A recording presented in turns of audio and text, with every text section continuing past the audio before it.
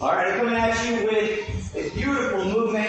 We often do this on the floor or both suits right over here. However, I'm going to show you what it's actually called. It's called a hip thrust, and basically it's an elevated, back elevated floor bridge. It's really what it is. I'm going to use a band as some resistance. You can use dumbbells, weights sitting right there on top of the hip. You can use a barbell and rest it across there. You should be able to progress pretty quickly through this movement. It's all about activating those glutes. You can go good and heavy and really isolate those glutes. So when the back's elevated, you hit a whole lot more glutes as opposed to the hamstrings.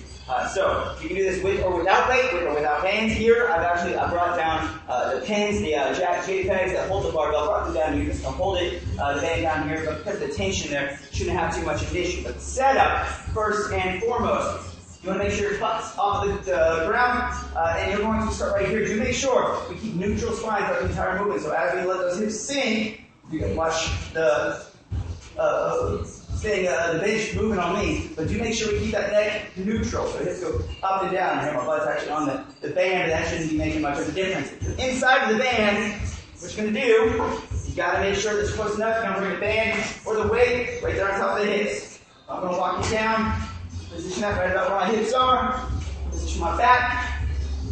This is really good if you have pins or you have access to pins and like a power rack that would work really, really well too. Doesn't matter so much if my feet are actually on the squat rack here. They're only elevated by about an inch or so. We do want to make sure we do have flat feet on the ground, however. So here I'm able to evenly drive the entirety of the foot. Pop it up, squeeze the butt.